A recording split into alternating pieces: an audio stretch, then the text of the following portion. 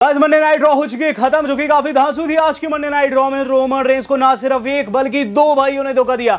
जी हां दोस्तों, 16 सिगा के साथ साथ आज जेकब फाटू भी बहुत बड़े वाले धोखेबाज लगे। तो मेरा नाम है गौरव एंड आप देख रहे हैं WHG। गाइस, आज की रॉ ने तबाही मचा दी है। I really don't care about peoples opinion. बीती जितनी भी रॉ रही है, ये मुझे सबसे बेस्ट रॉ लगी, खासकर इसकी एंडिंग। आज के मंडे नाइट रॉ की एंडिंग 10 स्टार थी, जिसके अंदर ड्रामा था, एक्शन था, इमोशन था। इसके साथ साथ दोस्तों एक बहुत बड़े वाला धोखा भी था। तो गाइस, पहले शुरुआत की बात कर लेते हैं। बफेलो से लाइव आज के मंडे नाइट रॉ की शुरुआत हम लोगों ने देखी थी दोस्तों स्टेफनी वेक्वर की एंट्री के द्वारा। स्टेफनी वेक्वर जो कि काफी हॉट महिला रिंग के अंदर आती है और गाइस वहां प्रोमो कट करना शुरू करती है। वो कहती है कि लिव मॉर्गन ने उनका टाइटल हथियाया है और ऐसे में वो लिव मॉर्गन को कॉल आउट करते हुए नजर आती है। ये चीज कहती है कि जल्द वो लिव को हराकर अपना टाइटल वापस ले लेगी। लिव आती है और ये चीज कहती है कि वो किसी की जवाबदेह नहीं है, ना ही सिटी की, ना इस घटिया सिटी की, ना ही स्टेफनी वेक्वर की, ना ही किसी और की। और इसके बाद दोस्तों स्टेफनी वेक्वर ये चीज कहती है कि अगर तुम्हें मादा है तो रिंग में आकर बात करो, जिस पर दोस्तों लिव अपनी लड़कियों के साथ हमला कर देती है स्टेफनी वेक्वर के ऊपर। स्टेफनी एक दो मुक्का तो बढ़िया लगाती है, लेकिन उसके बाद बहुत गंदे से पिटने लग जाती है। इस बीच दोस्तों उन्हें बचाने आ जाती है बेकी लिंच। बेकी लिंच को क्या पता था उनका बचाना उल्टा ही हो जाएगा। सबसे पहले तो दोस्तों उन्होंने रॉक्सेन परेज एंड जो रॉड्रिगेज है उन्हें बाहर टेक आउट किया, अंदर गई वो दोस्तों। जब तो हमें देखने को मिलता है कि गलती से हिट कर जाती है स्टेफनी वेक्वर को, जिस पर स्टेफनी वेक्वर उन्हें उल्टा चौड़ी हो जाती है। इस बीच दोस्तों गहमा गहमी में लिव मॉर्गन को फायदा मिलता है और लिव मॉर्गन दोस्तों बेकी को बाहर रिंग पोस्ट पर मार देती है। इस पर दोस्तों ऊपर से स्टेफनी वेक्वर जो है लिव के ऊपर कूद लगाती है, लेकिन फिर नंबर्स गेम होने के चलते वो भी पिट जाती है। इस बीच रॉक्सेन ने उन्हें अपना फिनिशर लगाया एंड जैसे में, जिससे पता चलता है कहीं ना कहीं Stephanie Vaquer and guys Becky Lynch की लड़ाई में फायदा मिल रहा है लिव को। ये वैसा है जैसे कि दो बिल्लियों की लड़ाई में कुत्ता फायदा ले जाता है, दो बिल्लियों की लड़ाई में बंदर फायदा ले जाता है। बस वही सीन दोस्तों यहाँ क्रिएट हो रहा है। हम लोग देख रहे हैं दोस्तों अब भाइयों का सेगमेंट, यानी कि अपने ऊसोस का। गाइस, आज ऊसोस का मूड बहुत ही ज्यादा अच्छा था। ऊसोस दोस्तों बिल्कुल हाइप, बिल्कुल दोस्तों गच्चों के आ रखे हैं। और सबसे पहले तो दोस्तों वो बैक स्टेज देखने को मिलते हैं, जिसमें वो कहते हैं यस सर, आ जाओ आ जाओ, कोई भी खतरा नहीं है। ये सब दोस्तों चिढ़ाते हुए कह रहे थे सोलो को। सोलो आते हैं, सोलो दोस्तों बिल्कुल हाथ वाथ मिलाने को रेडी नहीं थे। इस बीच सोलो का आमना सामना हो जाता है एले नाइट के साथ में, जिसे देख ऊसोस की हंसी छूट जाती है। वो कहते हैं देखो तुम्हारा पुराना दोस्त, लेकिन एले तुम्हें बताना चाहते हैं आज हम कुछ बड़ा करने वाले, रिंग में तो देखना जरूर है। उसके बाद दोस्तों वहां से वो सोलो को ले जाते हैं। जिमी उसको दोस्तों खूब मौज काट रहे थे। हम लोगों को देखने को मिलता है दोस्तों अब वेरी नेक्स्ट सेगमेंट, जो कि था द जजमेंट डे का। द जजमेंट डे दोस्तों कमर्शियल ब्रेक की ड्यूरिंग प्रोमो कट कर रहा है। खासकर डॉम कह रहा है कि उनके बाप ने उन्हें स्क्रू किया है इस टूर्नामेंट में ना डाल के। इस पर दोस्तों वहां आ जाता है जवॉन एवंस, जो कि इन्हें इग्नोर करते हुए रिंग में चला जाता है और सीधे बिग कैश को कॉल आउट कर देता है। कहता है बिग कैश तू होगा अपने घर का जायंट, रिंग के अंदर आ ताकि मैं तेरी तोड़ सकूं। इस पर दोस्तों वहां जो हमारे जेडी मैकडॉन है वो मजाक उड़ाते हुए चीज कहते हैं कि शायद तू भूल गया है, बिग कैश तो दूर की बात है, हम यहाँ खड़े हैं और हम तेरे लिए बड़ी प्रॉब्लम है और अब हम तुझे तोड़ने आ रखे हैं। जिस पर दोस्तों जवॉन एवंस ने भी जेडी मैकडोना को कॉल आउट कर दिया। रिंग के अंदर जेडी मैकडोना वर्सेस जवॉन एवंस इसके बाद बन गया। मैच काफी अच्छा था, जिसके एंड में दोस्तों हमें ये चीज देखने को मिलती है।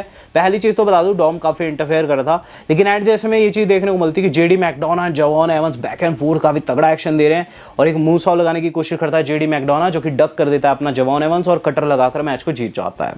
चलिए, यहाँ खुशी थी जवॉन एवंस के जीतने की, जो कि दोस्तों इसके बाद धराशायी होगी, क्योंकि पीछे से बिग कैश ने हमला कर दिया। तीसरा हफ्ता है गाइस, उन्होंने फिर से अटैक कर दिया वहां जवॉन एवंस के ऊपर और एक काफी ब्रूटल हमला था। इस पर दोस्तों हमें देखने को मिलता है कि वो अपना जो फिनिशर है क्रॉसिंग वो भी लगा देता है और फिर जाने लग जाता है बिग कैश। लेकिन जवॉन एवंस को दोस्तों आज अलग ही मस्ती थी।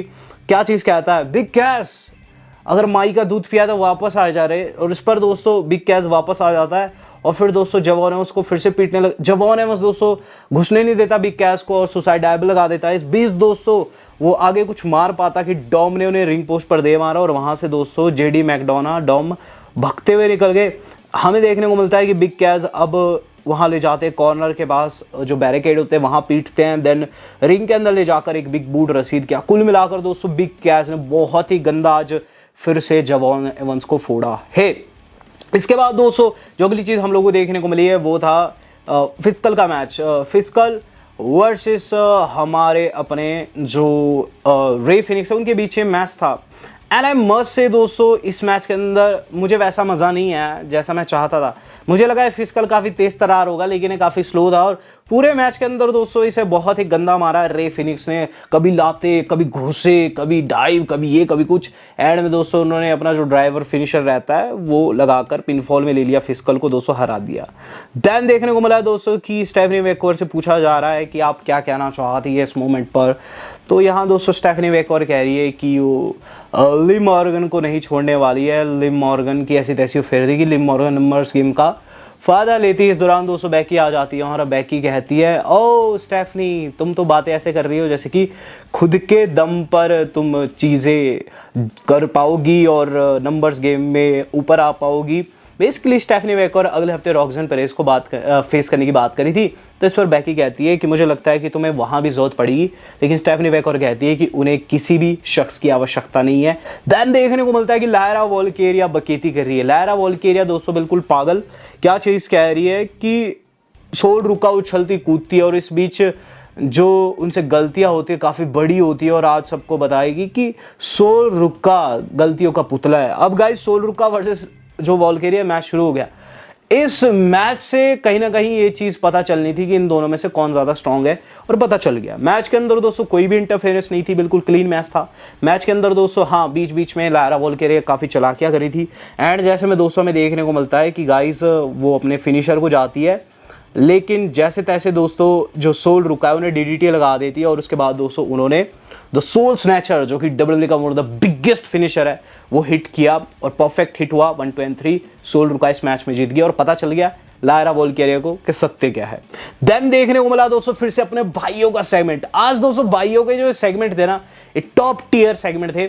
और गाइज इसके अंदर देखने को मिल रहा है कि जेकब फाटू रोमन रेंस के आने का इंतजार कर रहे हैं बैक स्टेज कि उन्हें ज्वाइन कर दे जिमी एनजे। दोनों ने जेकब फाटू की लंका लगा दी। कहते जेकब तूने यार मुंह बड़ा सड़ा कर रखा है, तेरा मूड क्यों नहीं अच्छा है बे? देख आज हमने जो चीज़ की है वो करने में तू नाकाम रहा रे।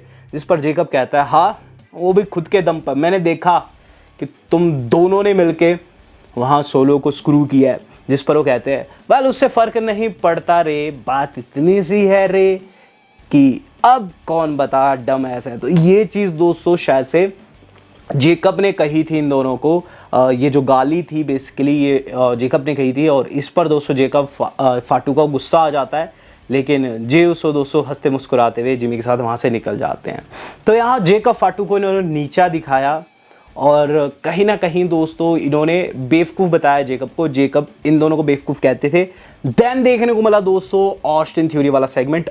ऑस्टिन थ्योरी का जो है आज का सेगमेंट था गाइस, ये काफ़ी कुछ बताता है विजन के फ्यूचर के बारे में। ऑस्टिन थ्योरी भी काफ़ी बखेती कर रही है आशिकी वाली। ये चीज़ कह रहे हैं कि लास्ट वीक ओबा फैमिली ने चीप अटैक किया उन पे।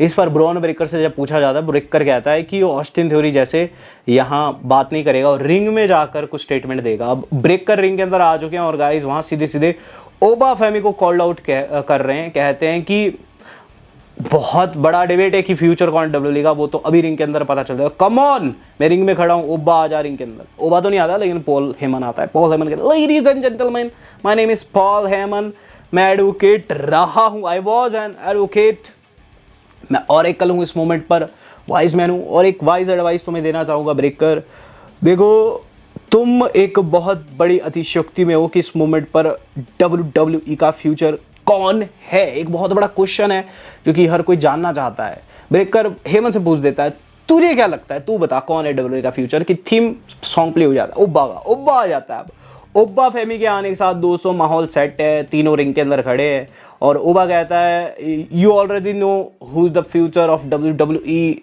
और ये लोग भी जानते हैं ये वो सो, एंड अगर तुझे जवाब चाहिए इसका तो तुझे किसी भी टाइम पर मैं जवाब देने के लिए रेडी हूँ। जिस पर दोस्तों ब्रेकर कहता है अच्छा तो क्यों ना रिंग के अंदर आज ही क्या आज फाइट हो जाए हम दोनों की।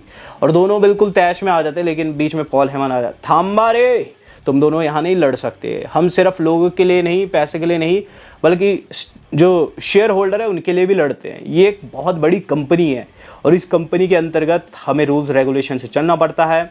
और जो बड़ा स्टार होता है वो जानता है कि बड़े मैचेस बड़े शोज में होते हैं।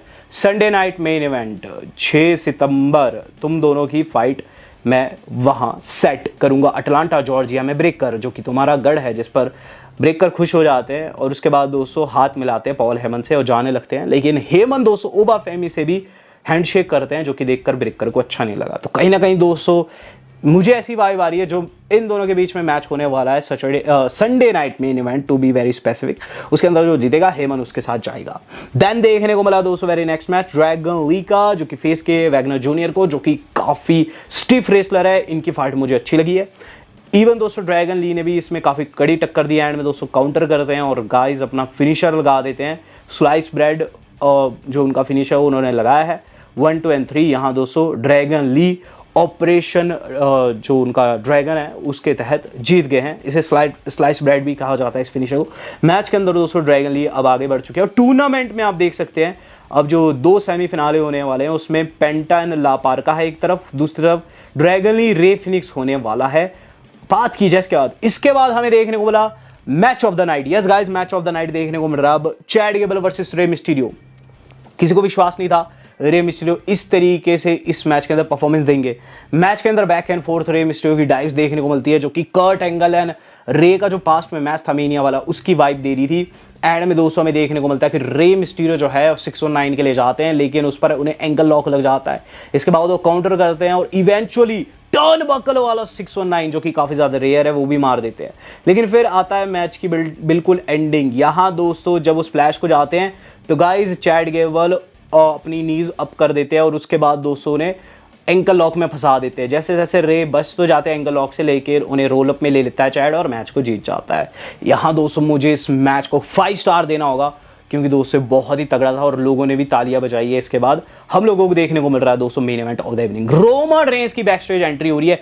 जेकब फाटू गाड़ी की ताकी खोल रहा है और रोमन उतरते हैं और उसके बाद माइक से अपना टाइटल लेते हैं। हर कोई रोमन रोमन रेंस चिल्ला रहा है, पायरो वायरो फूट रहे हैं, बिल्कुल वाइब सेट है। उसोस का दूर दूर तक नामो निशान नहीं है। रोमन के साथ सिर्फ जेकब है। रोमन रिंग में आते हैं, बफेलो एक्नॉलेज मी, और जनता पागल हो जाती है।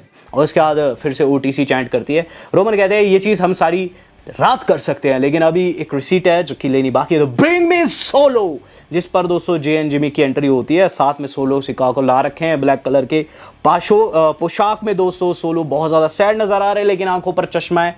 और गाइस रिंग के अंदर जैसे ही घुसते हैं सबसे पहले रोमन कहते हैं यू नो व्हाट, तुम्हें देख के कितना गुस्सा आ रहा है मैं नहीं जानता, लेकिन शायद तुझे ब्लेस होना चाहिए कि तूने मेरे जैसा ट्राइबल चीफ पाया है।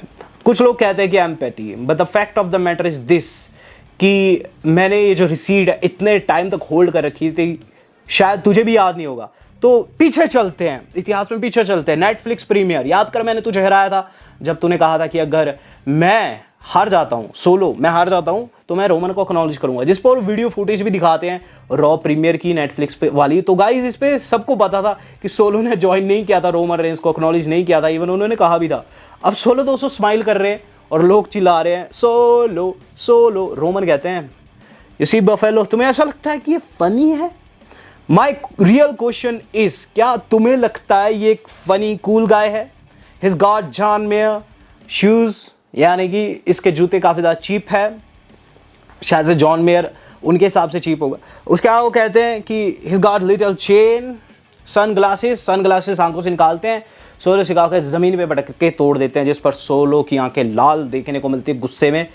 वो कहते हैं ये बता तू अपनी नीज पे क्यों नहीं है रे सोलो, तुझे तो इस वक्त अपनी नी पर होना चाहिए और मुझसे मर्सी मांगनी चाहिए। इस पर दोस्तों सोलो और आंखें दिखाते हैं कि वहाँ गुस्सा चढ़ जाता है जेकब के। जेकब किक कर देते हैं और टोंगन डेथ ग्रिप में ले लेते हैं सोलो के। रोमन कहते हैं इनफ, अब फनी नहीं लग रहा क्या? देख I got another business to handle, मुझे और भी काम है और इस मोमेंट पर तू थोड़ी देर यहीं पड़े रहे। और उसके बाद क्या करते हैं वो बोलते हैं ले आओ, और उसके अंदर माला, उला फाला माला दोस्तों ब्लैक कलर की, जो कि तब दी जाती है जबकि कोई बहुत ऑलरेडी काम करता है, वो उन्होंने लाई सिर्फ 2। ये काफी इंटरेस्टिंग फंडा था, इसे ध्यान में लीजिए। वो जो उला फाला माला थी ब्लैक कलर की, वो उन्होंने सबसे पहले जिमी के पहनाई, उनसे सर से सर जोड़ा, देन जे के साथ उन्होंने सर से सर जोड़ा, उन्हें भी पहनाई।